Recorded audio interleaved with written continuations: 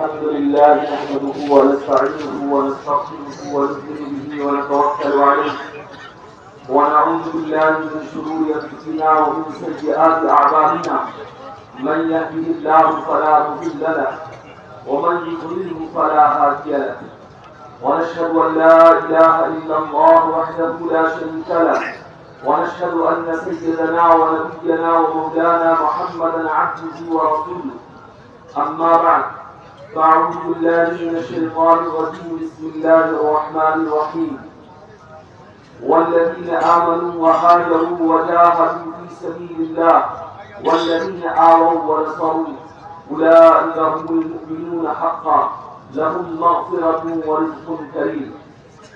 وقال الله سبحانه وتعالى ما لكم ألا تنفقوا في سبيل الله ولله ميراث السماوات والأرض لا يستوي منكم من أنفق من قبل الفتح وقاتل أولئك أعظم درجة. صدق الله العظيم. وقال النبي صلى الله عليه وسلم الدين النصيحة. قال لمن يا رسول الله؟ قال لله ولرسوله ولأئمة المسلمين وعامتهم. وقال رسول الله صلى الله عليه وسلم من أنفق نفقة في سبيل الله كتبت له 700 ضعف أو كما قال عليه الصلاة والسلام. میرے محترم بزرگوں اور عزیز ساتھیوں،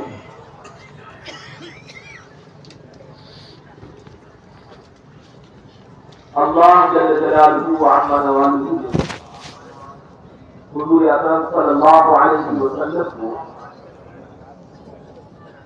ایک ایسے زمانے میں مبعوث کیا جو زمانہ دینی غفلتوں کے اعتبار سے،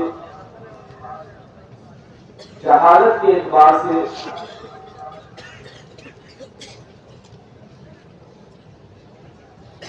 انتہائی عروج پر تھا. آپ صلی اللہ علیہ وسلم کی بعثت ایسے ماحول میں ہوئی ہے کہ جب پوری انسانیت عقیدے کے اعتبار سے، عبادات کے اعتبار سے، معاملات کے اعتبار سے، معاشرت کے اعتبار سے، اخلاقیات کے اعتبار سے انتہائی جہالت میں پڑی ہوئی تھی اور جہالت ہر لائن کی عروج پر تھی. جہاں تک کہ اس زمانے میں مردوں کا، عورتوں کا، بچوں کا جو حق تھا وہ حق بھی ضائع ہو رہا تھا. انسانیت دم توڑ چکی، اللہ کو پہچاننے والے لوگ نہیں تھے. اس سرزمین پر ایسی جہالت اور ایسی بے دینی کا کوئی دور نہیں آیا. اتنی جہالت، اتنی شدید جہالت کسی اور زمانے میں نہیں آئی جتنی جہالت حضور اکرم صلی اللہ علیہ وسلم کی بعثت کے وقت تھی. اتنی بے دینی کا دور کسی زمانے میں نہیں آیا جتنی بے دینی حضور اکرم صلی اللہ علیہ وسلم کے بعثت کے وقت. آپ صلی اللہ علیہ وسلم کی بعثت سے صرف 50 دن پہلے ایک یمن کا بادشاہ اپنے قافلے کو لے کر پورے لشکر کے ساتھ اس ارادے سے نکلا ہے کہ وہ گھر جسے اللہ نے اپنی ذات کی طرف منسوب کیا ہے، بیت اللہ جسے کہا جاتا ہے، وہ خانہ کعبہ جو پوری دنیا کا مرکز تھا، تمام انبیاء علیہ السلام کی آمد اور ان کے طواف کی جگہ تھی، فرشتوں کے طواف کی جگہ. اس گھر کو توڑنے کا اور اس گھر کو ویران کرنے کا فیصلہ کر کے نکلا. آپ صلی اللہ علیہ وسلم کی بعثت سے صرف 50 دن پہلے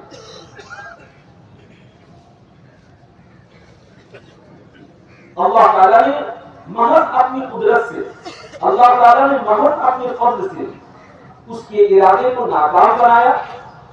اللہ نے اس کے پورے لشکر کو زمین میں دھسا دیا.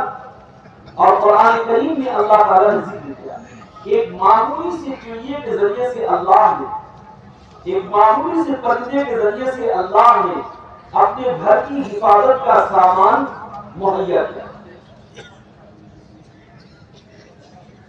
ایسا نہیں تھا کہ مکہ انسانوں سے خالی تھا. مکے میں لوگ موجود تھے، عرب کی سرزمین میں لوگ تھے اور لوگ اس کے ارادے کو جان بھی گئے تھے، لیکن کوئی اللہ کے گھر کی حفاظت کے لیے کھڑا نہیں ہوا. اللہ نے اپنے فضل سے اپنے گھر کی حفاظت کی. اللہ تعالیٰ نے اس کے ارادے کو ختم کیا اور قرآن پاک کی یہ آیت نازل کی أَلَمْ تَرَ كَيْفَ فَعَلَ رَبُّكَ بِأَصْحَابِ الْفِيلِ. کہ آپ نے نہیں دیکھا کہ آپ کے رب نے ہاتھی والوں کے ساتھ کیا معاملہ کیا؟ کیسے اللہ تعالیٰ نے أَلَمْ يَجْعَلْ كَيْدَهُمْ فِي تَضْلِيلٍ. کیا اللہ نے اس کی تدبیر کو ناکام نہیں کر دیا؟ وَأَرْسَلَ عَلَيْهِمْ طَيْرًا أَبَابِيلَ. اور ہم نے اس کے پاس پرندوں کا جھنڈ اور پرندوں کا ایک غول بھیجا، ایک جماعت بھیجی. ترمیہم بحجارۃ من سجیل، جو اوپر سے چھوٹی چھوٹی کنکریاں ان پر برسا رہی. فجعلہم کعصف مأکول، کہ اللہ نے ان کو بھوسے کی طرح بنا دیا، چوہے کی طرح بنا دیا، کھائے ہوئے جانور کی غذاؤں کی طرح بنا دیا. اللہ اپنے دین کی حفاظت میں، اللہ اپنے دین کی اشاعت میں، اللہ تبارک و تعالیٰ شریعت اسلام کی احیاء میں کسی کا محتاج نہیں. اللہ خود قادر ہے. اللہ تعالیٰ نے ایسا نظام بنایا کہ اللہ نے اس کی تدبیر کو ختم کیا. ایسی جہالت کا، ایسی بے دینی کا دور تھا، ایسی تاریخی میں پڑی ہوئی انسانیت تھی. صرف 23 سال کی محنت ہوئی ہے، صرف 23 سال کی ایسی تاریخی میں محنت ہوئی ہے، ایسی ضلالت اور گمراہی کے علاقے پر محنت ہوئی ہے. تو 23 سال کی محنت میں اللہ نے اسی سرزمین کو اور انہی لوگوں کو اور اسی زمانے کو اللہ نے خیر القرون کا زمانہ بنا دیا. کہ اس سے بہتر کوئی زمانہ نہیں، کہ پوری تاریخی انسانیت میں اس سے بہتر کوئی زمانہ نہیں آیا جو حضور اکرم صلی اللہ علیہ وسلم کی بعثت کے بعد. سب سے بہترین زمانہ، سب سے امن اور عافیت والا زمانہ، سب سے زیادہ انسانیت کے ساتھ ہمدردی اور انسانیت کے ساتھ خیرخواہی کا زمانہ اگر ہے تو وہ جناب محمد رسول اللہ صلی اللہ علیہ وسلم کا زمانہ، وہ صحابہ کرام کا زمانہ، وہ تابعین کا زمانہ، وہ تبع تابعین کا زمانہ. جب تک حضور اکرم صلی اللہ علیہ وسلم کے صحابہ کے کہ اللہ کے رسول صلی اللہ علیہ وسلم نے فرمایا خیر القرون قرنی ثم الذین یلونہم ثم الذین یلونہم. محنتوں سے ماحول بدلتا ہے، محنتوں سے علاقے کے احوال درست ہوتے، قربانیوں اور مجاہدوں سے انسانیت کی زندگی بدلتی ہے. ایسا نہیں ہے کہ محنت ہوگی اور اس کا جو ہے نتائج نہیں ملتے. محنتوں سے معاشرہ بدلتا ہے. محنتوں کی کمی ہو رہی، محنتیں کم ہیں، اس کا نتیجہ کیا ہے کہ زمانہ گزر جاتا ہے اور جہاں پر جو بستی جو آبادی جہاں ہے اپنی دینی اعتبار سے وہ وہیں پر ہے. اللہ کے رسول صلی اللہ علیہ وسلم کو اللہ تعالیٰ نے قیامت تک کے لیے نبی بنا کر کے بھیجا ہے، اس لیے آپ کو کامل اور مکمل دین دیا ہے۔ یہ دین ہم سب کے پاس امانت ہے، اس کی حفاظت کرنا ایک ایک مسلمان کی، ایک ایک ایمان والے کی ذمہ داری ہے۔ دین کی حفاظت دین مسلمانوں کا سب سے پہلا اور سب سے بڑا فریضہ ہے۔ مدارس ہیں، مکاتب ہیں، دینی تحریکات ہیں، یہ حفاظت ان کا سب سے پہلا مقصد حفاظت دین ہے کہ یہ دین کیسے محفوظ ہے۔ دین باقی رہے گا تو دین کے ماننے والے باقی رہیں گے، معاشی انسانیت باقی رہے گی۔ دین باقی رہے گا تو انسانیت باقی رہے گی۔ اگر اللہ کا نام لینے والا اس زمین پر نہیں رہے گا، کوئی اللہ کا کلمہ پڑھنے والا نہیں رہے گا، تو اللہ کے اس زمین کے نظام کو توڑ دیں گے، اس زمین و آسمان اور پوری کائنات کے نظام کو ختم کر دیں گے۔ قیامت آ جائے گی، جس دن اس زمین سے دین اٹھ جائے گا، اس دن انسانیت ختم ہو جائے گی۔ انسانیت کی بقا دین کے ساتھ ہے، انسانیت کی بقا سنتوں کے ساتھ ہے، انسانیت کی بقا قرآن کے ساتھ ہے، انسانیت کی بقا حفاظت دین کے ساتھ، شریعت اسلامیہ کے ساتھ ہے۔ انسانیت کی بقا ہے، اس لیے میرے عزیز دوستوں بہت بڑی ذمہ داری ہے ہم میں سے ہر ایک کی حفاظت دین کی، کہ یہ دین کیسے محفوظ رہے گا، ہمیں اس کا ذمہ دار بنا کر کے بھیجا گیا ہے۔ حضور اکرم صلی اللہ علیہ وسلم کی ختم نبوت کے صدقے میں اس امت کو دعوت کا کام ملا ہے، اسے ایک محنت دی گئی ہے، ایک کام دے کر کے اسے بھیجا گیا ہے۔ حضور اکرم صلی اللہ علیہ وسلم آخری نبی ہیں، آپ کے بعد کوئی نبی نہیں آنے والا۔ ہر مسلمان کا یہ عقیدہ ہے کہ آپ کے بعد کوئی نبی نہیں آنے والا۔ اگر کوئی یہ کہے کہ ہمارے حضور اکرم صلی اللہ علیہ وسلم کے بعد کوئی نبی آئے گا یا کوئی نبی موجود ہے تو وہ ایمان والا نہیں رہے گا۔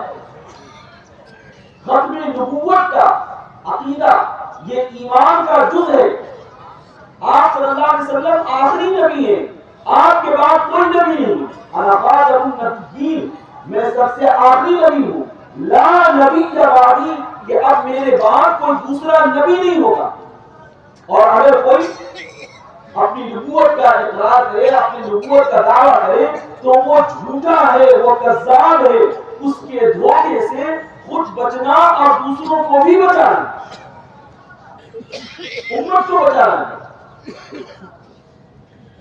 جیسے جیسے قیامت کا زمانہ قریب آتا جائے گا، ایسے ایسے ختم نبوت کے مدعی اور جھوٹے لوگ، کذاب لوگ پیدا ہوتے رہیں گے۔ اس سے امت کو بیدار کرنا، اس سے امت کو جگانا۔ تو یہ دین کی حفاظت کا کام ہم سب کے اوپر ہے، ہم سب کے کاندھے پر ہے۔ یہ دین جیسے امانت ہے ہمارے پاس، ایسی ہی دین کی محنت بھی ہمارے پاس امانت ہے۔ دین بھی امانت اور دین کی محنت بھی امانت۔ کیوں؟ اس لیے کہ دین حضور اکرم صلی اللہ علیہ وسلم کے جیسے ذات اقدس سے نکلا ہے، آپ صلی اللہ علیہ وسلم کی جیسے زبان مبارک سے نکلا ہے، جیسے آپ صلی اللہ علیہ وسلم کے اعمال سے نکلا ہے، کہ ایسے ہی دین کی محنت بھی آپ کی ذات سے ملی ہے۔ جیسے دین کا تعلق آپ کی ذات سے ہے، ایسے ہی دین کی محنت کا تعلق بھی آپ صلی اللہ علیہ وسلم کی ذات سے ہے۔ دین اور دین کی محنت یہ امت کے پاس امانت ہے۔ آپ صلی اللہ علیہ وسلم نے محنت کر کے امت کو بتایا کہ دین کیسے زندہ رہے گا اور دین کیسے پھیلے گا اور دین کیسے جو ہے آگے بڑھے گا، کیسے انسانیت تک یہ دین پہنچے گی، تاکہ انسانیت کو کیا ہے، سسکتی ہوئی، دم توڑتی ہوئی انسانیت کو زندگی مل جائے۔ انسانیت کو ہدایت مل جائے، صحیح راستہ مل جائے۔ اس لیے میرے عزیز دوستو، ایک بات ہمیں سمجھنا ہے کہ یہ دین بھی ہمارے پاس امانت ہے اور دین کی محنت بھی ہمارے پاس امانت ہے، اس لیے کہ ان دونوں کا تعلق جو ہے وہ حضور اکرم صلی اللہ علیہ وسلم کی ذات اقدس سے ہے۔ جس کو حضور اکرم صلی اللہ علیہ وسلم سے محبت ہوگی کہ اسے حضور اکرم صلی اللہ علیہ وسلم کے دین سے محبت ہوگی، جسے حضور اکرم صلی اللہ علیہ وسلم سے محبت ہوگی اسے حضور اکرم صلی اللہ علیہ وسلم کی محنت سے محبت ہوگی، محنتوں سے محبت۔ اللہ کے رسول صلی اللہ علیہ وسلم نے کیا کیا کہ اس دین کو آپ صلی اللہ علیہ وسلم نے انسانوں کی زندگی میں اتارنے کے لیے آپ صلی اللہ علیہ وسلم نے محنت کا آغاز کیا۔ آپ صلی اللہ علیہ وسلم نے محنت کا آغاز کیا۔ کیسے محنت کی؟ آپ صلی اللہ علیہ وسلم نے 13 سال تک بغیر مسجد کے کام کیا۔ مکہ مکرمہ میں مسجد میں داخل نہیں ہو سکتے تھے، اللہ کا گھر ہے، اللہ کا گھر ہے، لیکن آپ داخل نہیں ہو سکتے، یا اگر داخل ہو گئے تو آپ کو ستایا جائے گا، آپ وہاں عبادت نہیں کر سکتے، آپ کو مارا جائے گا۔ الذین یصدون عن المسجد، کہ جو لوگ آپ صلی اللہ علیہ وسلم کو مسجدوں میں داخل ہونے سے روکتے تھے، ان کے بارے میں سخت عذاب کی دھمکی اللہ تعالیٰ نے دی۔ کہ کام کہاں سے شروع ہوا؟ کہ دار ارقم سے کام شروع ہوا، محنت شروع ہوئی ایک چینے اور ٹھکانے سے۔ 13 سال تک کی محنت مکہ مکرمہ کی اور 10 سال کی محنت مدینہ طیبہ کی۔ اس 23 سال کی محنت نے پوری دنیا کو راہ حق دکھایا، پوری انسانیت کو صحیح راہ بتایا اور پوری انسانیت میں دین اور اسلام کا چراغ جلایا۔ آج اسی قربانیوں کا نتیجہ ہے کہ آج ہم آپ دین اور اسلام پر اور ہماری اولادیں اور نسلیں جو ہے دین اور اسلام پر چلیں۔ اللہ کے رسول صلی اللہ علیہ وسلم نے 23 سال کی محنت کی۔ حضور اکرم صلی اللہ علیہ وسلم کی محنت کی جو سب سے بڑی خصوصیت تھی، آپ صلی اللہ علیہ وسلم کی محنت کا جو سب سے بڑا امتیاز ہے کہ آپ صلی اللہ علیہ وسلم کے کام میں تعدیہ تھا۔ سن رہے بھائی سب لوگ یا آرام کر رہے؟ ایک دوسرے کو ذرا تھا آپ کو تھوڑا ہی سبق ہے آرام کرنے کا حکم ہے۔ بتائیے حضور اکرم صلی اللہ علیہ وسلم کے کام کی سب سے بڑی خوبی جو ہے اور آپ صلی اللہ علیہ وسلم کی محنت کا جو امتیاز ہے کہ آپ صلی اللہ علیہ وسلم کی محنت میں تعدیہ کہتے ہیں کہ اپنی ذات سے وہ کام نکل کر کے دوسروں کی زندگی میں منتقل ہو، اس کو تعدیہ کہتے ہیں۔ حضور اکرم صلی اللہ علیہ وسلم اللہ کے رسول ہیں، خاتم الانبیاء ہیں، امام الانبیاء ہیں۔ آپ کا مقام پوری آپ صلی اللہ علیہ وسلم کا مقام اللہ کے بعد ہے۔ جہاں اللہ اکبر ہم کہتے ہیں وہیں اشہد ان لا الہ الا اللہ کہتے ہیں، لیکن آپ صلی اللہ علیہ وسلم نے اس خیر کو صرف اپنی ذات تک محدود نہیں رکھا، آپ صلی اللہ علیہ وسلم نے اس خیر کو اپنے ساتھیوں میں منتقل کیا۔ آپ صلی اللہ علیہ وسلم نے اس خیر کو اپنے ساتھیوں میں منتقل کیا۔ اسے تعدیہ کہتے ہیں، اسے کیا کہتے ہیں؟ تعدیہ، کہ آپ صلی اللہ علیہ وسلم کے کام میں تعدیہ تھا، کہ آپ صلی اللہ علیہ وسلم نے اس خیر کو جو اللہ نے آپ کو دے کر کے بھیجا تھا، وہ خیر آپ صلی اللہ علیہ وسلم نے اپنی ذات تک نہیں بلکہ آپ صلی اللہ علیہ وسلم نے جس دن آپ کو نبوت ملی ہے اس دن کوئی اس خیر کو اٹھانے والا قبول کرنے والا نہیں تھا۔ 23 سال کی آپ صلی اللہ علیہ وسلم نے محنت کی، اس میں 1.25 لاکھ لوگ جو ہے اس دین کو اور اس امانت کو اٹھانے والے تیار ہوئے۔ 23 سال کی محنت میں اس نبوت کی محنت کو اٹھانے والے، لے کر کے چلنے والے لوگ تیار ہو گئے۔ بہت سے لوگ سو رہے ہیں، سو جائیے پھر کیسے کام کریں گے؟ سب کو بیدار کیجیے، سامنے میں سو جائیے تو پردہ نقاب اس کے لیے ہے، پردہ کرنا اس کے ذمہ ہے، عورتوں کے ذمہ ہے، اس لیے سب کا چہرہ کھلا ہوا ہو۔ تو آپ صلی اللہ علیہ وسلم کے کام کی جو خوبی ہے وہ کیا ہے کہ آپ صلی اللہ علیہ وسلم کے کام میں تعدیہ ہے۔ آپ صلی اللہ علیہ وسلم نے اس دین کو اپنے ساتھیوں میں منتقل کیا۔ جب آپ نبی بنائے گئے کوئی نہیں تھا، جب آپ دنیا سے رخصت ہو رہے ہیں تو 1,00,000 اپنے ساتھیوں کو اس محنت پر کھڑا کیا اور 1,00,000 لوگوں کی جماعت کو آپ صلی اللہ علیہ وسلم نے تیار کیا۔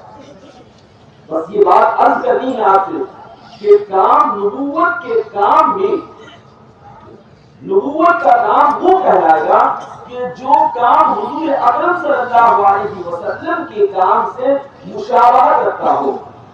اس لیے ہماری اس دعوت کی محنت میں تعدیہ ہے۔ حضرت مولانا الیاس صاحب رحمۃ اللہ علیہ نے کام کو شروع کیا ایسے زمانے میں جو اس وقت لوگ تعریف کرنے والے اور اس کام کو سمجھنے والے یا اس کام کو قبول کرنے کے لیے تیار نہیں تھے۔ حضرت مولانا الیاس صاحب رحمۃ اللہ علیہ نے کام شروع کیا، کیسے علاقے میں بنجر علاقے میں کام کیا، ارتداد کے علاقوں میں کام کیا۔ اللہ تعالیٰ نے جب محنت ہوتی ہے تو اللہ اس کے ثمرات اور اللہ تعالیٰ اس کے اثر اللہ ظاہر کرتے ہیں۔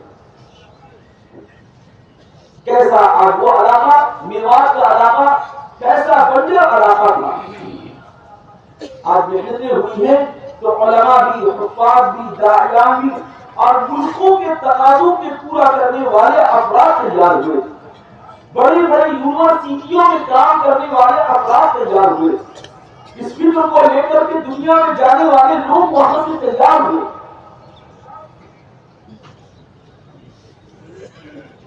ایک بڑے بزرگ گزرے ہیں قاری صدیق صاحب نور اللہ مرقدہ باندھا کے، ان کے بارے میں ہے کہ جس علاقے میں رہتے تھے اس علاقے میں دینی فضا بنانے کے لیے اپنے سائیکل پر کپڑا رکھ کر کے ایسے علاقے میں جہاں پر چند مسلمان گرے پڑے لوگ، جہاں مسجدیں نہیں، جہاں مکتب نہیں، جہاں دینی کوئی درسگاہ نہیں، جہاں اذان نہیں ہوتی، جہاں نماز نہیں ہوتا، ایسے علاقے میں سائیکل لے کر اور سائیکل پر کپڑے رکھ رکھ کر کے ان بستیوں میں جاتے اور کپڑا بھی بیچتے اور کپڑا بھی دکھاتے اور سب کا ذہن بھی بناتے۔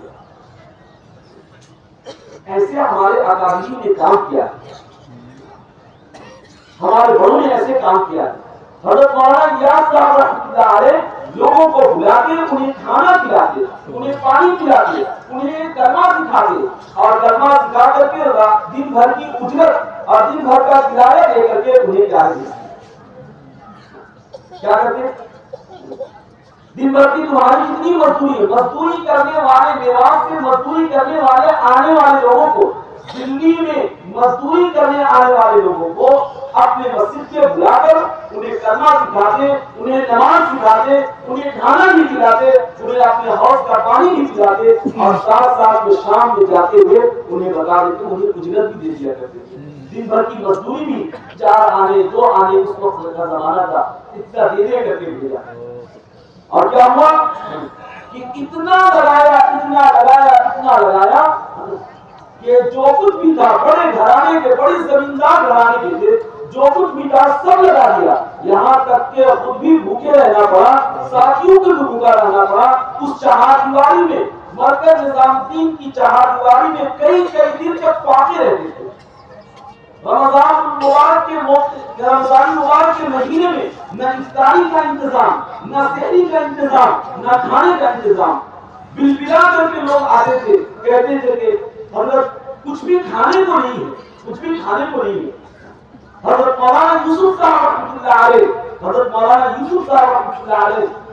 بھوک سے بے چین ہیں، مطبخ میں جا کر کے دیکھا کچھ بھی نہیں ہے، آٹا تھوڑا سا جو ہے آٹے کے ڈبے میں جو ہے لکڑی کے ڈبے میں سٹے ہوئے آٹے اور چپکے ہوئے آٹوں کو کھرچ کے نکالا، تھوڑا سا جو ہے اسے تندور پہ بنایا، اسے بھون کر کے تندور پہ تیار کیا اور اس روٹی کو کھایا اور کھا کر کے جو ہے تسکین حاصل کی۔ حضرت مولانا نیاز صاحب رحمۃ اللہ علیہ نے ایک روز دعا کی، مشورے کے کمرے میں جا کر کے اللہ سے دعا کی اور وہاں سے جب نکلے تو اپنے ساتھیوں سے کہا کہ جاؤ آج جو ہے میرے اللہ نے یہ وعدہ کر لیا ہے کہ آج کے بعد اس چہار دیواری کے درمیان اور اس چہار دیواری کے بیچ میں فاقہ نہیں آئے گا، ہر آنے والے کو کھانا مل جائے گا۔ اللہ کا فضل ہے کہ آج ہر آنے والا پوری دنیا سے جماعتیں مرکز نظام الدین بننے والی مسجد دیکھی میں آ رہی ہے اور سب کے کھانے کا انتظام صدیوں سے چل رہا ہے۔ محنت کی ضرورت ہے لینے والوں کی، آج وہی اللہ، وہی دین، وہی شریعت اپنی اصلی شکلوں میں باقی ہے، آج وہی قرآن ہے، وہی محنت جو حضور اکرم صلی اللہ علیہ وسلم کی خدمت کو دیا، آج وہی محنت باقی ہے۔ قرآن نہیں بدلا، شریعت نہیں بدلی، آج صلی اللہ علیہ وسلم کی کتاب نہیں بدلی، وہی بخاری، وہی مسلم، وہی ترمذی، وہی ابو داؤد جس میں حضور اکرم صلی اللہ علیہ وسلم کے اقوال موجود ہیں، سب کچھ وہی ہے۔ زمانہ کیسے آج ماحول کیوں نہیں تبدیل ہو رہا ہے؟ محنت نہیں ہو رہی ہے۔ اللہ کے آگے وہی وعدے ہیں جو وعدے کے ہیں حضور اکرم صلی اللہ علیہ وسلم کے زمانے میں، جو صحابہ کرام کے زمانے میں نصرتوں کے وعدے۔ اس لیے میرے عزیز دوستو ایک بات سمجھنا ہے کہ ہمارے کام میں تعدیہ ہے۔ آپ یاد رکھیں، بہت غور سے سن رہے ہیں سب لوگ، بہت غور سے سنیں۔ کام ہماری ذات سے نکلنا چاہیے، ہماری ذات سے سب سے پہلے ہمارے گھر والوں تک، ہماری ذات سے ہماری جو ہے گھر والوں سے جو ہے ہماری مسجد تک۔ یہ کام کہ ہر داعی کی ذمہ داری ہے کہ وہ اپنے بچوں کو دعوت کی محنت پر کھڑا کرے، ہر باپ کی ذمہ داری ہے کہ وہ اپنے اولاد کی فکر کرے کہ وہ دین کی محنت پر کیسے کھڑے ہو جائے۔ ہر کام کرنے والے ساتھی، ہر ایمان والی کی ذمہ داری ہے کہ خود اپنی دین کے ساتھ اپنے بچے بچیوں کی فکر کرے، اپنے گھر کی مصنوعات کی فکر کرے، اپنے محلے کے لوگوں کی فکر کرنا، اپنے محلے کے لوگوں کے ساتھ ساتھ ایک مسلمانوں کی خوشامد کرنا۔ آج میرے دوستوں جو سب سے بڑا مسئلہ ہے وہ یہ ہے کہ خوشامد کا مزاج جو ہے وہ ختم۔ خوشامد کا مزاج کیا ہے؟ ختم۔ کبر کا مزاج پیدا ہو گیا، کسی کے پاس کوئی جھکنا نہیں چاہتا، تواضع ختم ہو گیا اور کبر نے عروج پکڑ لیا۔ تواضع اس کا نام نہیں ہے کہ آپ سر جھکا کر کے صرف چلتا، تواضع سے نہیں ہے۔ تواضع جو ہے اللہ کے حکم کو پورا کرنا، یہ تواضع ہے، اور اللہ کے حکم کو توڑ دینا یہ کبر ہے۔ ابلیس نے کیا کیا تھا؟ ابلیس کو متکبر کہا، ابا واستکبر، اس نے انکار کیا اور تکبر اختیار کیا۔ ابلیس کو اللہ نے متکبر کیوں کہا؟ ابلیس کو اللہ نے متکبر اس لیے کہا ہے کہ ابلیس نے اللہ کے حکم کو پورا کرنے سے یہ انکار کیا۔ سب سے بڑی اور خراب اور سب سے جو ہے نقصان جو چیز ہے وہ دل میں کبر کا ہے کہ میں بڑا ہوں، میں اس کے پاس کیوں جاؤں گا، میں اس کی خوشامد کیوں کروں، میں اس کے سامنے کیوں جھکوں، میں اس سے جو ہے اس پر محنت کروں۔ آپ یاد رکھیں میرے عزیز دوستو کہ سب سے بڑا کام ہمارا ہے کہ ہم اپنے محلے، اپنے آبادی، اپنی مسجد اور اپنے جو ہے حلقے، اپنے حلقوں پر محنت کرنا، اپنے حلقوں سے اپنے ضلع پر اور ضلع سے جو ہے اپنے زون پر، زون سے پورے صوبے پر، ملک پر اور پورے عالم پر محنت کی ترتیب بنانا، تاکہ یہ کام ہماری ذات سے نکل کر دنیا کے آخری کنارے تک اور ہمارے گھر سے نکل کر دنیا کے آخری فرد تک یہ پہنچے، یہ امانت ضائع نہ ہونے پائے، یہ امانت ہر فرد تک پہنچ جائے جہاں تک میرے پاس وسعت ہے۔ اپنی وسعت سے آگے بڑھنا، تعدیہ کیوں ضروری ہے، یہ محنت کرنا کیوں ضروری ہے؟ آپ یاد رکھیے، آپ جانتے ہیں درختوں کو آپ نے دیکھا ہے، زمین پر کون سا درخت باقی رہتا ہے؟ بتائیے، زمین پر دیر تک کون سا درخت باقی رہتا ہے؟ جس کی جڑیں زمین میں مضبوط ہوں اور اس میں شاخیں ہوں، اس میں کیا ہو؟ شاخ ہو، اس کی ٹہنیاں ہو، اس کے پتے ہو، اس میں پھول ہو، وہ بار بار ہر سال پھل دے رہا ہو، تو باغ کا مالک بھی کیا ہے؟ اس درخت کی حفاظت میں لگا رہتا ہے۔ اسے کیا پہنچاؤ؟ اسے پانی کو۔ آم کا باغ دیکھیں، آم کا باغ، لیچی کا باغ، امرود کا باغ، مالی بھی اسے پانی دیتا ہے، اس میں دواؤں کا چھڑکاؤ کیا جاتا ہے، اس کی حفاظت کا سارا سامان۔ کیوں؟ کہ اس لیے کہ اس درخت میں تعدیہ، یہ درخت صرف شاخ کی حیثیت نہیں رکھتا، ایک درخت جو ہے یہ صرف جو ہے ایک جو ہے بانس کی طرح صرف کھڑا ہوا نہیں ہے، بلکہ یہ کیا ہے؟ یہ کیا ہے کہ اس کے اندر جو ہے تعدیہ ہے کہ یہ سایہ بھی دیتا ہے۔ یہ کیا دیتا ہے؟ سایہ بھی دیتا ہے، یہ خوشبو بھی دیتا ہے، یہ پھل بھی دے رہا ہے، یہ پھل بھی دے رہا ہے، اور بہت سے لوگوں کو اس سے فائدہ پہنچا ہے۔ اس لیے اس درخت کی حفاظت کا سامان کیا جاتا ہے۔ یاد رکھیں میرے عزیز دوستو کہ یہی مثال جو ہے ایک ایک ایمان والے کی ہے۔ بانس کی طرح بن کر کے رہیں گے تو کیا ہوگا کہ اب تو کیا ہوگا؟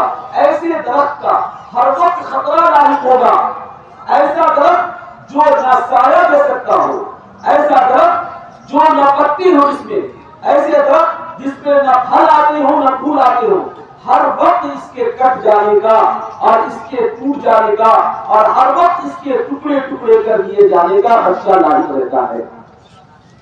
آپ کو یاد رکھیں، اس لیے اس کا کوئی کام نہیں ہے، یہ صرف اس نے جگہ کو کیا کر رکھا ہے؟ یہ رکھا ہے، یہ صرف کیا ہے؟ اپنی بقا کے لیے کھڑا ہے، اپنی زندگی کے لیے کھڑا ہے، اپنی بقا، اس سے کوئی فائدہ نہیں پہنچ رہا ہے، دوسری مخلوق کو کوئی فائدہ نہیں، نہ انسانوں کو اس درخت سے فائدہ، نہ جانوروں کو اس درخت سے فائدہ، اور نہ ہی جو ہے پرندوں کو اس درخت سے فائدہ۔ صبر آور درخت، پتی والا درخت، شاخوں والے درخت سے انسانوں کو بھی فائدہ ہے، درندوں اور پرندوں کو بھی فائدہ ہے کہ سایہ اس کا، پرندے جانور چوپائے اس کے سائے میں بیٹھتے ہیں، گائے بیل بھینس بکریاں، صبر آور درخت جو ہے اور جو ہے پتے والا درخت، شاخوں والے درخت کے نیچے ہر آدمی جو ہے ٹھنڈک حاصل کرتا ہے، انسان کو بھی نفع، جانوروں کو بھی نفع، اور پرندے بھی اس پہ گھونسلہ بناتے ہیں، سب کو ہی نفع ہے۔ ارے وہ درخت جو سیدھا کھڑا ہوا ہے، جس کی نہ شاخیں ہیں نہ جس کے پتے ہیں اور نہ جس پہ پھول ہے اور نہ جس پر پھل ہے، کہ وہ بیکار ہے، ہر وقت کٹ جانے کا، اس کا مالک کسی بھی سے کاٹ دے گا۔ یہ کام کرنے سے جلاؤ، اسے لکڑیوں میں استعمال کرو، کیا ہے جلانے میں استعمال کرو۔ بس یہ ہے میرے دوستو اصل مسئلہ کہ ہر مسلمان ان صبر آور اور یہ جو ہے تنا آور اور یہ شاخوں والے، پتی والے اور پھول والے اور پھل والے درخت بن کر کے زندگی گزارے گا تو اللہ اس کی بھی حفاظت کریں گے، اللہ اس کی بھی مدد کریں گے، اور اللہ اس کے آنے والی نسلوں کی بھی مدد کریں گے۔ بے شک تعدیہ آپ کے اندر پیدا کرنا، تعدیہ کہ یہ ہے میرے عزیز دوستوں کہ آپ کی ذات سے لوگوں کو نفع پہنچتا ہو، لوگوں کو ہدایت ملتی ہو۔ اس کے لیے میرے دوستو بہت اہم ہے ہمارے یہ 4 ضلعوں کا یہ زون۔ ہمارا زون جو ہے کتنے ضلعوں کا ہے؟ 4 ضلعوں کا زون۔ اس میں سے کہیے کہ جو کچھ بھی تھوڑی بہت فکر اور محنت کا جو ماحول ہے وہ ہمارے پٹنہ شہر میں ہے، ہمارے پٹنہ کے اطراف میں بھی ویسے ہی ماحول ہے، آرا کے اطراف میں بھی وہی ماحول ہے، بکسر ویشالی میں بھی ویسے ہی ماحول ہے۔ ہماری ذمہ داری کیا ہے؟ مشورے میں یہ بات کہی کہ بھائی آپ ہی کو یہ بات سمجھانا ہوگا، آپ ہی کو یہ بات کہنی ہوگی۔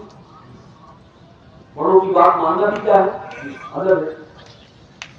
کہ آپ بتائیے کہ آپ اس سے زیادہ جانتے ہیں کہ ہمارے علاقے کا دینی ماحول کیا ہے، ہمارے علاقے کا معاشرتی ماحول کیسا ہے، اسلامی ماحول اور اسلامی معاشرہ کیسے ہے، کیسا ہے۔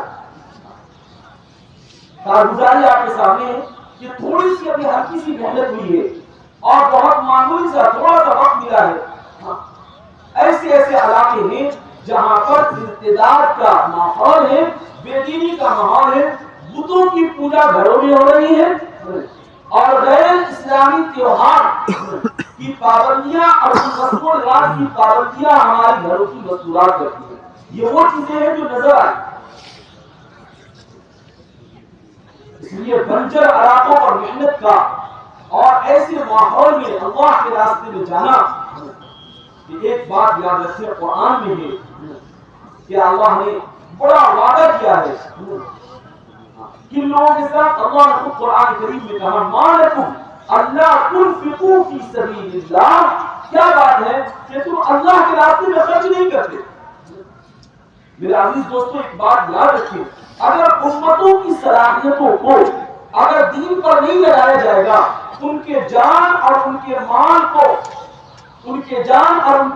کو دین کے تقاضوں پر نہیں لگائیں گے تو یہ جان اور یہ مال دنیا اور دنیا کے تقاضوں پر استعمال ہوگا۔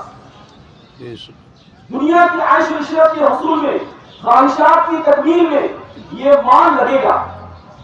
اس محنت کے ذریعے سے امت کو جان و مال کے اعتبار سے صحیح رخ پر لانا اصل مقصد ہے کہ امت اپنے جان کا صحیح استعمال کرے، اپنے مال کا صحیح استعمال کرے اور اپنے مال کا سب سے صحیح استعمال اللہ کا دین۔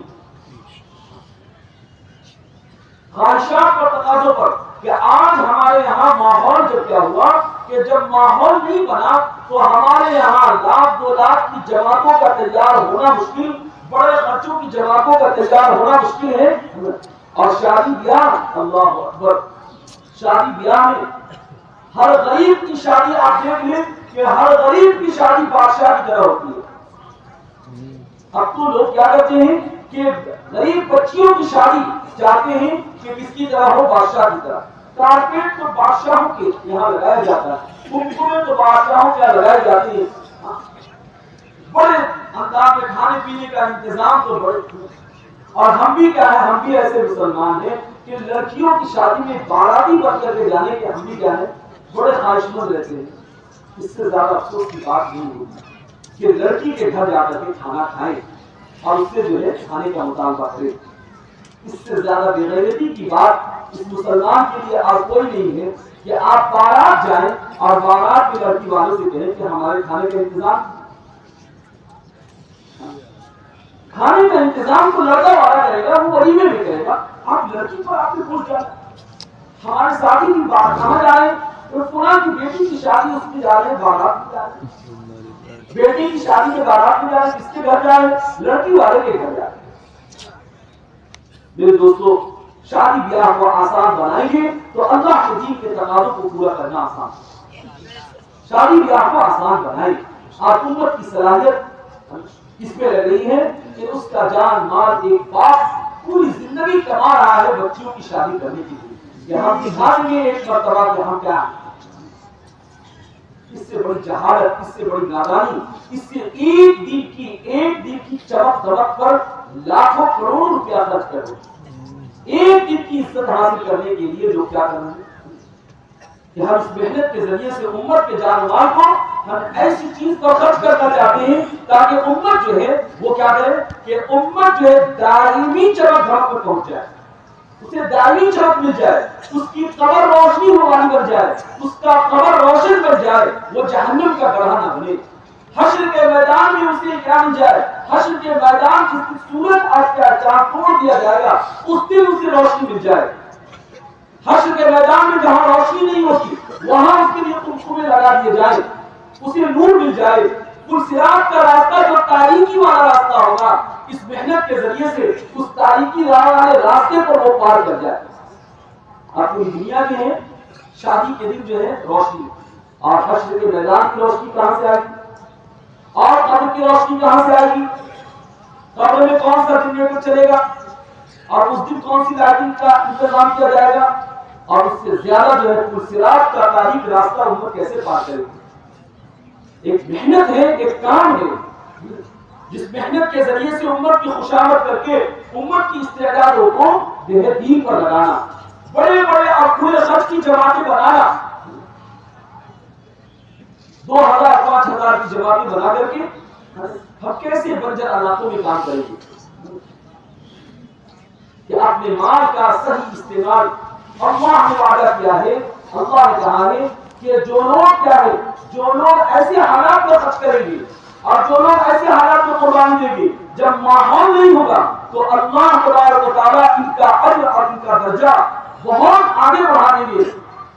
جب ماحول میں جو لوگ آئیں گے اور وہ کام کریں گے, جب کام کا استقبال نہ ہو, جب کام میں نصرت کرنے والے لوگ نہ ہو, کام میں ساتھ دینے والے نہ ہو, اس وقت آپ نے اگر خرچ کیا تو اس وقت کا خرچ کرنا یہ ان لوگوں کے خرچ کرنے سے درجے کو بڑھا دے گا جب ماحول استقبال کا زمانہ ہے.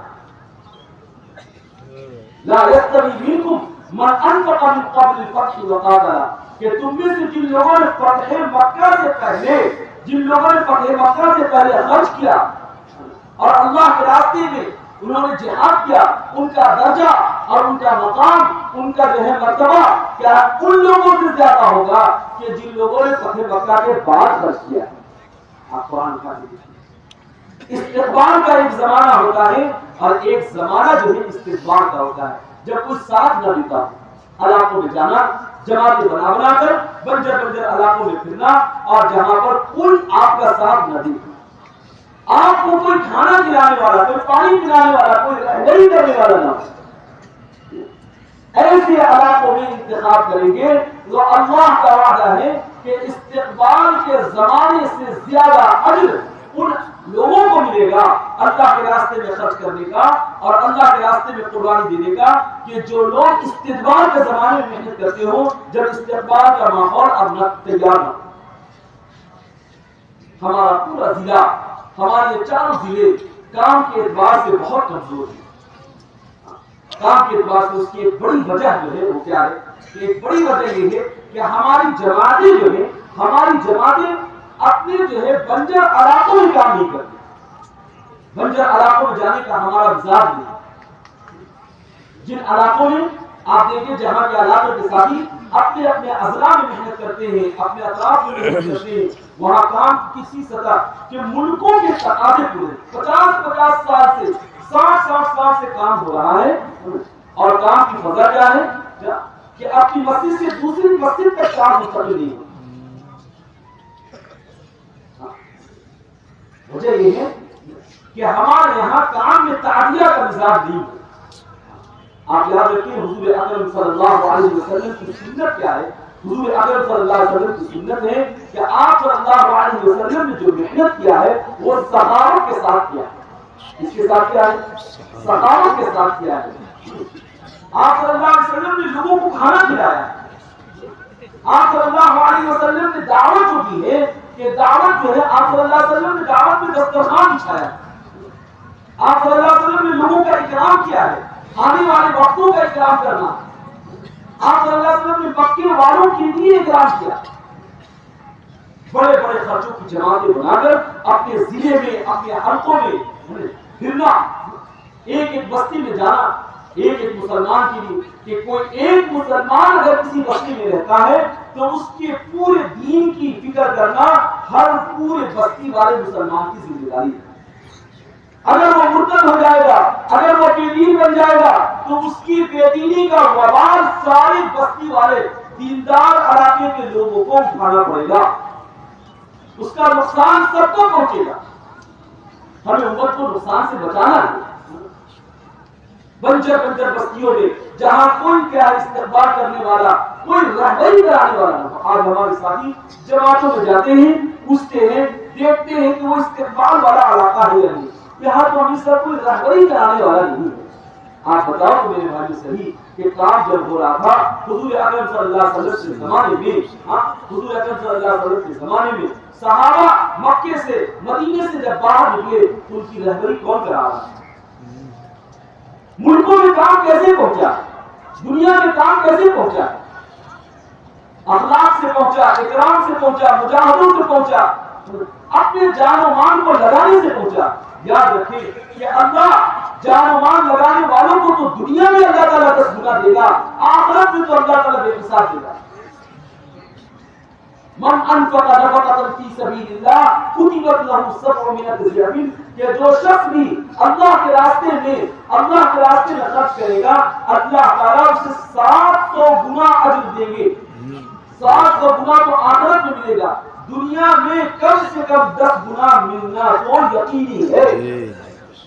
ایک کا 10 تو دنیا میں مل جائے گا اور 700 گنا آخرت میں ملے گا۔ اتنا اچھا انعام دینے والا کون ہے؟ قرآن میں اللہ نے کہا من ذا الذی یقرض اللہ قرضا حسنا، کون ہے جو اللہ کو قرض دے گا؟ اللہ اپنے بندوں سے قرض مانگتا ہے، وہ اللہ جو زمین و آسمان کا بنانے والا، وہ اللہ جو سورج اور چاند کو بنانے والا، وہ اللہ جو پہاڑ اور دریاؤں کو بنانے والا، وہ اللہ جو سارے مالداروں کو مالدار بنانے والا، وہ اللہ جو پہاڑوں کو ساری سونے کا، چاندی کا، ہیرے اور جواہرات کا پیدا کرنے والا اللہ خود کہہ رہا کون ہے جو مجھے قرض دے گا؟ جس کی قدرت سے کائنات کے خزانے، جس کے پاس کائنات کے خزانے سب کو دینے کے بعد بھی اللہ کے خزانے میں کوئی کمی نہ آئے، وہ اللہ کہہ رہا من ذا الذی یقرض اللہ قرضا حسنا، کون ہے جو اللہ کو قرض حسن دے گا؟ فَيُضَاعِفُ لَهُ أَضْعَافًا كَثِيرًا، کہ اس دینے والے کو ہم بڑھا دیں گے۔ علماء نے لکھا ہے کہ اللہ نے اپنے دین کے کاموں میں خرچ کرنے کو قرض کیوں کہا؟ اللہ نے اپنے دین کے کام پر اور اللہ نے اپنے راستے میں دین کی محنت پر خرچ کرنے کو قرض کیوں کہا؟ قرض تو جو ہے الگ چیز ہوتی ہے کہ قرض اللہ نے اس لیے کہا ہے کہ قرض کو لوٹایا جاتا ہے، تحفہ نہیں کہا۔ ہدیہ کون ہے جو اللہ کو ہدیہ دے گا، کون ہے جو اللہ کو تحفہ دے گا، یہ نہیں کہا، اللہ نے قرض کہا۔ کون ہے جو اللہ کو قرض دے گا؟ اللہ یہ بھی کہہ سکتے تھے کون ہے جو اللہ کو ہدیہ دے گا، ہدیہ نہیں بولا جائے گا۔ کون ہے جو اللہ کو صدقہ دے گا، کون ہے جو اللہ کو کیا ہے فدیہ دے گا، کون ہے جو اللہ تعالیٰ کو تحفہ دے گا، یہ نہیں کہا۔ اللہ نے کیا کہا؟ اپنے راستے میں خرچ کرنے کو اللہ نے قرض کہا۔ کیوں؟ اس لیے کہ قرض جو ہے لوٹایا جاتا ہے۔ آپ اللہ کے نام پر خرچ کریں گے اللہ آپ کو لوٹائے گا، اللہ آپ کو دے گا۔ وہ لوگ جنہوں نے اپنا سب کچھ خرچ کر دیا، ہجرت اور نصرت، مہاجرین مکہ فقیر ہو کر کے پہنچ گئے مدینہ طیبہ، سب نے اپنا گھر، اپنا کاروبار، اپنی تجارتیں سب کچھ چھوڑ دیا اللہ کے لیے۔ ہجرت اور نصرت ضروری ہے، سب کچھ چھوڑ دیا تو اللہ نے ان کی اولادوں کو ملکوں کا، ان میں سے صحابہ، بعض صحابہ کو گورنر بنے، خلیفۃ المسلمین بنے، بادشاہ بنا کر ان کو اور ان کی اولادوں کو اللہ نے دنیا سے اٹھایا۔ کیسے اللہ نے واپس کیا؟ ہم دین نہیں جانتے، شریعت نہیں جانتے، قرآن نہیں پڑھتے، اس لیے میرے عزیز دوستو اللہ کے راستے میں خرچ کرنا، اس کے لیے بڑے بڑے خرچوں کی جماعت بنانا، اپنے دین کے تقاضوں پر لگانا، اللہ کے وعدوں کے یقین کے ساتھ، اللہ کے وعدوں کے یقین کے ساتھ کہ دین کی محنت پر کھڑا کرنے والی صرف ایک چیز ہے، وہ اللہ کے وعدے کا یقین۔ کسی کی شکل و صورت کو نہیں دیکھا جاتا، کسی کے بیان کو نہیں دیکھا جاتا، اللہ کے وعدے کو دیکھا جاتا ہے کہ اللہ نے وعدہ کیا کیا ہے، لگانے والوں پر، مٹانے والوں کو دینے کا۔ اس لیے اس کام میں ہجرت اور نصرت بہت ضروری ہے۔ ایک تو بڑی بڑی خرچوں کی جماعتیں بنا کر کے اپنے اپنے اطراف میں جماعتیں کو ڈالیں، ذمہ دار ساتھیوں کی جماعتیں، پرانے ساتھیوں کی جماعتیں، وہ ایسے بنجر علاقوں میں بھیجنا کہ جہاں پر کوئی کلمہ نماز کا پابندی کرنے والا نہیں، جہاں اذان نہیں ہوتی، جہاں نماز نہیں ہوتی، جہاں کوئی قرآن نہیں پڑھتا، جہاں کا دینی مکاتب نہیں ہے، جہاں پہ کوئی کیا نہیں ہے، کوئی اللہ رسول کی یہ بات کرنے والا نہیں، جہاں سنتوں کا اہتمام نہیں، جہاں غیروں کا معاشرہ ہے، ایسے علاقوں میں جا کر کے مسلمانوں کی فکر کرنا، محنت کرنا.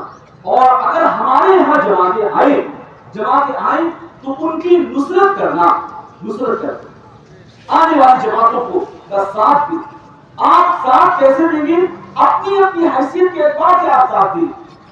ہاں آپ جان لگا سکتے ہیں، جان لگائیں، آپ مال لگا سکتے ہیں، مال لگائیں، آنے والے مہمانوں کو کھانا کھلائیں کہ جو جماعت ہمارے یہاں آئی ہے اس جماعت کا قدم کیسے جمے. ہم تو کیا ہے جماعتوں کو ترغیب دے کے بھیجتے ہیں کہ آپ اپنی جماعتیں جو ہے اپنے کھانے اپنے سامان کے ساتھ جائیں، لیکن نصرت کرنے والے ساتھیوں کی ذمہ داری ہے، نصرت کے مقامی لوگوں کی ذمہ داری ہے کہ آنے والے مہمانوں کو کھانا کھلائیں. من کان یؤمن باللہ والیوم الآخر فلیکرم ضیفہ. آج ہم ان کو کھانا کھلا رہے ہیں، بارات اس کو کھانا کھلا رہے ہیں جس کا کھانا بھی کیا ہے غلط، آج اس کا کھلانا بھی غلط. بارات کے کھانے پر پوری زندگی کی صلاحیت لگ گئی ہے آج ان لوگوں کے. تو دین کیسے پھیلے گا کہ بارات کو کھلا رہے ہیں تو اس کا نتیجہ کیا ہے؟ تو اس کا نتیجہ یہ ہے کہ بے دینی پھیل رہی ہے. اللہ کے مہمانوں کو کھلائیں گے تو دین پھیلے گا، اللہ کے مہمانوں کا احترام کریں گے تو دین آپ کے گھر میں آئے گا. آپ کے بیوی بال بچے اولادیں فرما بردار کریں گی، عورتیں آپ کی اطاعت کرنے والی بنیں گی، عورتوں پر اللہ کی مدد اللہ کی نصرتیں آئیں گی، رحمتوں اور برکتوں کا نزول ہوگا. آج پارٹیوں پر خرچ ہو رہا ہے، کس پہ لگا رہے ہیں اور اس میں کسی کو تکلیف نہیں. اس میں میرے عزیز دوستوں نصرت کرنا یہ کام ہے. آنے والی جماعتوں کا ساتھ دینا، اس کے لیے فارغ ہو جانا کہ یہ دو چیزیں ملیں گی تو وہاں کام کھڑا ہوگا. ہجرت اور نصرت سے کام پھیلا ہے. قربانیوں کے ساتھ ہم خرچ کرنے کے ارادے سے بستی میں جماعت لے کر کے جائیں گے، ہم محلے والوں کو جمع کر کے ہم دسترخوان وسیع کر کے کھلائیں گے، مانوس کریں گے، سینے سے لگائیں گے، ہم ان کو سمجھائیں گے. اللہ رسول کی بات آپ یاد رکھیں کہ آپ اپنی بات کرنے میں متاثر مت ہوں. آپ سے زیادہ سچی بات کسی کی نہیں. اس روئے زمین پر ایمان کی محنت سے بڑی کوئی محنت نہیں، اور ایمان کی دعوت سے سچی دعوت کوئی نہیں. آج شیطانوں کی محنت کرنے والے دندنا کے سینہ تان کر آپ کے دروازے پر دستک دیتے ہیں، اور آپ کو اللہ اس کے رسول کی بات کرنے میں، آخرت اور ایمان کی بات کرنے میں شرم آتی ہے. کیا کیسے جائیں؟ شرما رہے ہیں. اب یہی آدمی دوسرے کے دروازے پر ایک قلم بیچنے کے لیے چلا جائے گا، قلم بیچنے کے لیے دروازہ کھٹکھٹائے گا، سامان بیچنے کے لیے دروازہ کھٹکھٹائے گا، کسی کمپنی کا ممبر بنانے کے لیے، کسی کمپنی کا افراد تیار کرنے کے لیے، چند کوڑیوں کو حاصل کرنے کے لیے دروازے کی دستک دے گا. لیکن اس مسلمان کو کہو کہ بھائی اللہ کی بات پہنچانے کے لیے ذرا چلے، بازار میں چلو. اسے بازار میں دکان کھولنے میں شرم نہیں آتی، بازار میں گشت کرنے میں شرم آتی. بازاروں میں ٹہلنے میں، بازاروں میں چائے پینے میں، بازاروں میں ہوٹلوں میں بیٹھ کر کھانا پینا کھانے میں حیا نہیں آتی، لیکن بازاروں اور دکانوں پر جا کر کے کیا ہے گشت کرنے میں شرم آتی. اس کا بڑا شرم آتا ہے. اس سے سچی بات اور کس کی ہوگی؟ اللہ رسول کی بات، آخرت کی بات، ایمان کی بات سے اچھی اور سچی اور پکی بات کس کی ہوگی؟ آج ایمان والے کو بھی اپنے ایمان کی محنت پر اور اپنے وعدے اللہ کے وعدوں پر یقین نہیں، اس وعدوں کو پورا کرنا، اس وعدوں پر یقین پیدا کرنا. اس لیے میرے دوستوں نصرت کا ماحول ہے. آنے والی جماعتوں کا احترام، ان کا ساتھ دینا، ان کے ساتھ بستر لگانا، تب کام کھڑا ہوگا. یہ جو ہمارے بچے علاقے ہیں، یہ اجتماع اسی کے لیے ہے. آپ حضرات سے یہ بات کہنا ہے، بڑوں کو یہ بات سمجھانا ہے. ایک ایک بستی میں کام کیسے پہنچے، اور ایک ایک بستی جہاں جہاں پر جو ہے مسلمان آباد ہیں، ان مسلمانوں میں کے آبادی میں نماز کا، اذان کا، ایسے ہی قرآن کا اور دینی مکاتب کا اور اسلامی معاشرت کا کیسے زیادہ ہموار ہو جائے، اس کی کوششیں اور اس کی محنت کرنا. آپ کے یہاں جماعت آئے تو آپ گھر سے کھانا بولیے، آپ کی والدہ کو بولیے کہ امی آج کی روٹی بنا دیجیے۔ اللہ جزائے خیر دے ہمارے نیا بھوجپور کے ساتھیوں کو، کتنی روٹیاں بنا بنا کر اللہ تعالیٰ نے ان کے ذریعے سے کھلا رہے۔ ابھی سیتا بڑی میں تاج اللہ کی کلائی کہ سیتا بڑی میں اس کے بڑا اجتماع تھا کہ ساری اجتماع نگاہ میں آنے والے لوگوں کے لیے مستورات نے روٹی کا انتظام کیا، سب کو کھلایا۔ اللہ کی اولاد والی نسلوں میں اللہ برکت عطا فرمائے، آمین۔ اللہ تعالیٰ کو جزائے خیر دے، آمین۔ انہوں نے بہت ساتھ دیا، بہت تعاون کیا۔ اللہ تعالیٰ ان عورتوں کو اللہ تعالیٰ جنت کا سردار بنائے، آمین۔ اللہ کے لیے ان کے اولادوں اور نسلوں میں داعی اور شہدائی پیدا کرے، آمین۔ حفاظ اور علماء پیدا کرے، آمین۔ نصرتوں سے میرے دوستوں دل پھیلتا ہے، نصرتیں کرنے کا مزاج بنانا، ساتھ دینا، ہماری والی جماعتوں کا ساتھ دینا، رہبری کرانا۔ گشت ہے، گشت کے لیے کیا ہے، ہم گشت کرا سکتے ہیں۔ میں نہیں کراتا، میرے پاس بھی اتنے اسباب نہیں، لیکن میں گشت تو کرا سکتا ہوں، میں ملاقاتیں تو کرا سکتا ہوں، میں لوگوں کے پاس ساتھ دے سکتا ہوں۔ میرے پاس جتنی صلاحیت ہے، اپنے جان اور اپنا مال۔ ایک بات اور یاد رکھیں، خدمت، کسی کی خدمت جو ہے اللہ کے راستے کی خروج کا متبادل نہیں ہو سکتا۔ ہمارے پاس ساتھی سمجھتے ہیں کہ ہم اپنا مال لگائیں گے، مال لگا دینا صرف کافی نہیں، مال اور جان دونوں اس کام میں مقصود ہے۔ مال اسی کا قبول کیا جائے گا جس کا جان لگتا ہو، جان اور مال دونوں کیا ہے، مطلوب ہے، لیکن کیسے الگ الگ نہیں کہ صرف کسی کا جان لگتا اور کسی کا مال لگتا۔ ہم تو کچھ نہیں کرتے ہیں، اس لیے ہم کیسے کھانا کھلا سکتے ہیں؟ آپ ایک روٹی کھلا سکتے ہیں تو آنے والے مہمان کو کھلا 5 روپیہ کا خرید کر کے لے آئے تھے۔ نہیں، ہم تو صرف گشت کرا سکتے ہیں، ہم جو ہے ہم ان کا اکرام ہے، پانی نہیں پلا سکتے، ان کو شربت نہیں پلا سکتے۔ اکرام کا ماحول، جان اور مال دونوں لگانے کا ماحول اپنی استطاعت کے تحت۔ اس سے کیا ہے کہ کسی بھی علاقے میں جماعت جائے کہ پہلے گشت کے ذریعے سے ہمیں اپنی مسجد کے اطراف کا ماحول بنانا ہے۔ بات سمجھ میں آ رہی ہے، اور غور سے سنیں کہ پہلے گشت کے ذریعے سے اپنی مسجد کے اطراف کا ماحول تیار کرنا، 100% جو ہے مسلمانوں کی فکر کرنا اور 100% مسلمانوں کا رشتہ مسجد سے جوڑنا، کہ 100% مسلمان مسجد میں آئے اور مسجد کی محنت میں آئے۔ مسجدوں میں کیا ہے کہ آبادی کی محنت کے ذریعے سے، اپنی مسجد کی محنت کے ذریعے سے ہر مسلمان کو مسجد میں لانا اور اسے کلمہ، نماز اور دین اور اللہ کے راستے کے لیے مدد کے لیے تیار کرنا۔ دوسرے گشت کے ذریعے سے اپنے محلے کے اطراف میں جو مسجدیں ہیں، ہماری بستیاں میں جو دیگر مسجدیں ہیں، وہاں پر کام کھڑا کرنا، وہاں افراد تیار کرنا، یہ ہے دوسرا گشت۔ سہروزہ جماعتوں کے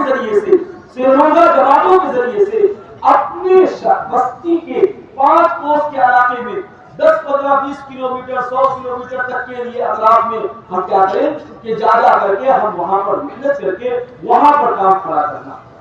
آج ہمارے ساتھ 3 دن کی جماعت بنائی اور جا کر کے کہاں چلیں گے کہ وہاں چلیں گے جہاں پر کیا ہے سمجھا خانہ بہت اچھا ہو، غسل خانہ بہت اچھا ہو، وہیں پر جا کر کے وقت لگا لیا۔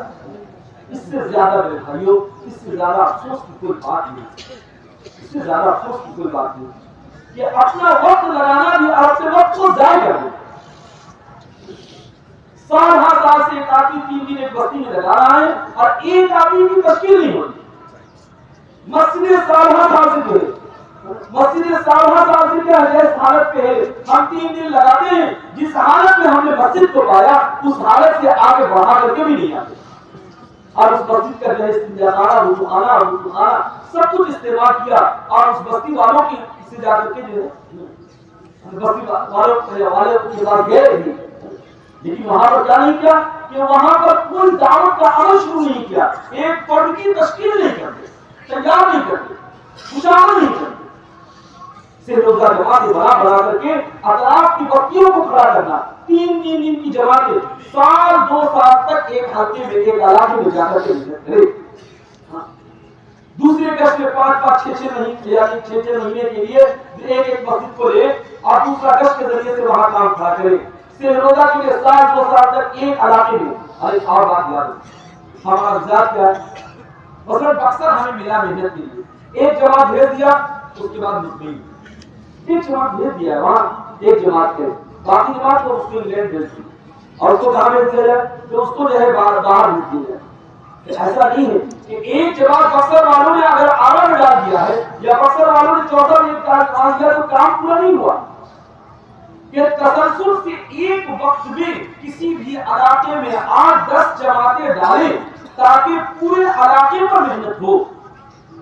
جماعتوں میں جانے والا بھی ساتھی سمجھتا وہاں بھی ایک جماعت ہے، وہاں ایک جماعت پہنچی ہے وہ کام کر رہی ہے۔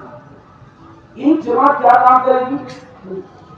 ایک جماعت کسی بستی میں جا سکتی ہے، اگر وہاں کے سارے اطراف میں ایک علاقے پر 2-2.5 سال تک 8-10 جماعتیں بیک وقت وہاں پر کام کرے تو کام کھڑا ہوگا۔ کام کیسے کھڑا ہوگا؟ کہ کام کھڑا کرنے کے لیے ایک ہی علاقے پر جو ہے مرکوز کر کے محنت 1-2 سال تک، ورنہ 50 سال کی صدیاں گزر جائے گی اور گزرنے سے کام نہیں بنتا۔ محنت کرنا ہوگا، کام کھڑا کرنا پڑے گا، 1-2 سال تک مسلسل وہاں جماعتیں ڈالیں اور ایک وقت میں 8-10 جماعتیں وہاں پر محنت کر کے کام کو کھڑا کریں۔ کریں گے بھائی انشاءاللہ والے کریں گے انشاءاللہ، اور ویشالی والے یہ نہیں کہ جماعت ہماری بڑی، ہماری جماعت کو بھیجنے میں بہت دور ہے، دور جا کر کے ہم کام کریں گے۔ دور بھی جانا ہے، کوشش یہ کریں کہ ہمیں دور بھی جانا ہے اور دنیا کے آخری کرانے میں جانا ہے، یہ دعوت کی ترتیب ہے۔ دور سے دور ہم تو کہہ رہے ہیں کہ آپ کریں کہ دور جانا، ہم تو چاہتے ہیں کہ آپ دنیا کے آخری کرا، آپ امریکہ انگلینڈ میں جائیں، آپ جاپان اور فرانس میں جائیں، لیکن آپ اپنا چلہ آپ اپنا 4 مہینے تو آپ اپنے علاقے میں لگے 5-5 ماہ کی جماعتیں بنا کر کے آپ اطراف میں پورے ملکوں میں جائیں، سب کے یہاں جانا ہے، پورے عالم میں جانا ہے۔ کہ ہمارے پرانے ساتھی ایک سال کو اپنے اطراف میں اور اپنے ضلع میں اپنے زون میں وقت لگایا کرے، دوسرا سال جو ہے وہ اپنے نظام الدین سے جو صوبے کے تقاضے اور نظام الدین کے تقاضے جو ملے ہیں اس پر وقت لگائے، اور تیسرا سال جو ہے عالم کے تقاضوں پر جائیں۔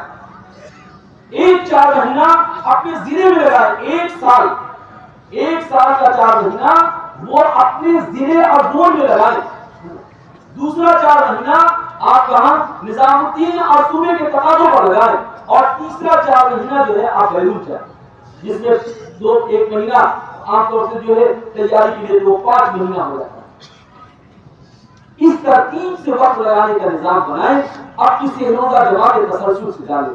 اور ایک بات اور یاد رکھیں کہ خصوصی طور پر خاص طور سے آپ کیا کریں کہ خاص طور سے جماعتیں جو روانہ ہو اسے بار بار آپ اس کی روانگی، اسے کام بتائیں، نئے ساتھیوں کو کام بتائیں، انہیں بتائیں کہ تمہیں جا کر کرنا کیا ہے۔ جانے والوں کو جب یہ معلوم نہیں ہوگا کہ کام کیا کرنا ہے، کام کیا ہے اور ہمیں کرنا کیا ہے، روانگی سرسری نہیں بتائیں، بار بار روانگی کریں، اللہ کے راستے میں نکلنے والی جماعتوں کی بار بار روانگی ہو، اور ایسے ہی بار بار جو واپس آ جائیں تو ان ساتھیوں کی کارگزاری ہونی چاہیے اور ان کی ہمت افزائی ہونی چاہیے۔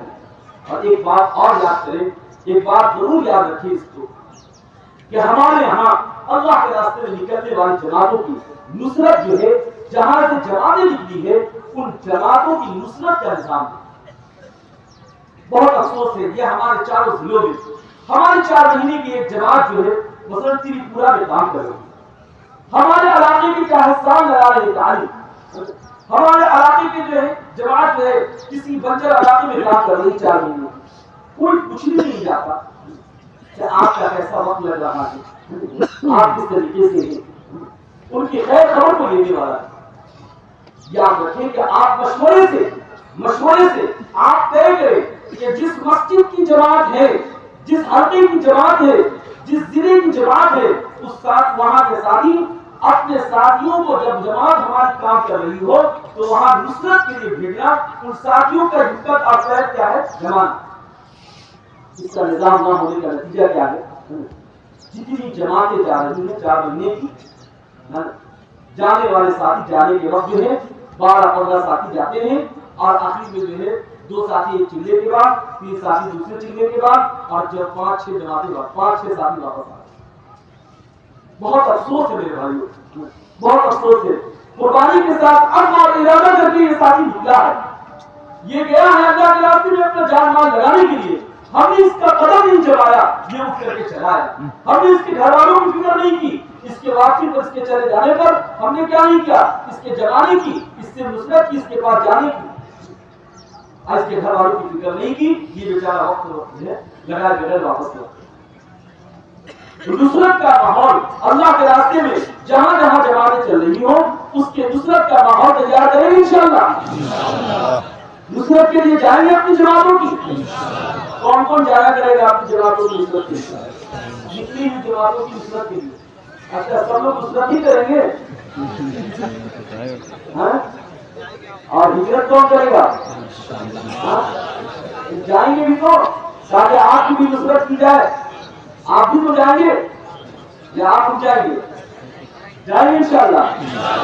میرے بھائیوں اس کا خیال رکھنا ہے کہ یہ جماعتیں جو ہے جب جو ہے ایک علاقے میں جب آپ جماعت ڈالیں تو فوراً جو ہے اس جماعت کے واپس، مثلا بکسر میں ہم نے ایک جماعت دی، چوسا میں ایک جماعت کام کر رہی ہے، ڈومرا میں کام کر رہی ہے، رانی ساگر میں کام کر رہی ہے، آرا میں ہے، بڑانی میں ہے، تین مقامہ میں ہے، بختیار پور میں ہے، پالی میں ہے، وکرم میں، کسی علاقے میں 4 ماہ کی جماعت کام کر رہی ہے. 4 ماہ کی جماعت کام کر کے واپس آ گئی. اس کے بعد 2 مہینے کے بعد آپ جماعت دے دیں تو کیا ہوگا اس کا نتیجہ کہ جہاں تک ان ساتھیوں نے کام کیا تھا پھر واپس لوٹ کر کے وہیں پہنچ گیا. اس لیے کہ محنت چھوٹ گئی، تسلسل چھوٹ گیا. جماعتوں کو کسی بھی بنجر علاقے میں جماعتوں کو تسلسل سے ڈالنا ہے. کیسے ڈالنا ہے؟ تسلسل سے ڈالنا ہے. ابھی وہ جماعت وہاں کام کر رہی ہے اور اس کے وقت کی واپسی میں ابھی 3-4 دن باقی ہے، 5 دن باقی ہے. آپ یہاں سے جماعت دیں کیا کر دیں تاکہ وہ جہاں تک کام کیا ہے وہ پوری بات کو وہ سمجھ لیں کہ ہم نے کن کی تشکیل، کن کی ملاقات، کن کا ارادہ، کن کا عزم ہے، اور وہ سارا نظام بنائے اور نظام بنا کر کے اب وہ جماعت واپس لوٹے گی. یہ جماعت اپنا کام کرے. اگر یہ تسلسل ہو گیا میرے بھائیوں، یہ سب کی ذمہ داری ہے کہ ہمارے شہر کی 4 مہینے کی جماعت وہاں کام کر رہی ہے، اس کے واپس لوٹنے سے پہلے ہم اپنی جماعت وہاں بھیج دیں گے. بھیجیں انشاءاللہ. یا ایک سال میں ایک جماعت بھیج کر کے اگلے سال بھی 2025 میں بھیجیں گے؟ اس سے کیسے کام کھڑا ہوگا؟ اسی طرح دوستوں جو بات نظام الدین سے بتائی جا رہی ہے، جو ہدایات نظام الدین سے دی جا رہی ہے، آپ یقین مانیں پوری دنیا پر نظر رکھنے والے، پوری دنیا پر نگاہ رکھنے والے، روز اپنی زندگیوں کو فارغ کر دینے والے، جو رات دن امت کی فکر میں ہوتے ہیں، رات دن امت کی فکر میں رہتے ہیں، ایسے بڑوں نے ہمیں کام کی ترتیب بتائی ہے. اس کو فالو کرنا، اس کو لے کر کے چلنا، اس میں اللہ کی غیبی مدد ہوگی اور اس سے نفع وجود میں آئے گا. اس میں کیا ہے؟ وہ سنت کے مطابق ہے. وہ قرآن حضور اکرم صلی اللہ علیہ وسلم کا جو معمول تھا کہ کسی علاقے میں محنت ہو رہی ہے، اس جماعت کے واپس آنے سے پہلے آپ صلی اللہ علیہ وسلم جواب دیں. نظام الدین سے جو باتیں اور ہدایت دی جا رہی ہیں وہ قرآن اور سنت کے عین مطابق ہوگا. جو بات قرآن اور سنت کے مطابق نہیں ہے وہ بات آپ سے کبھی نہیں جائے گی. سنتیں زندہ ہوئی اس سے. اس لیے میرے دوستوں دل پہ لینا، اپنی اپنی مسجدوں سے جہاں سے جماعت جائے نصرت کا ماحول بنائیں گے انشاءاللہ. اسی طریقے سے سب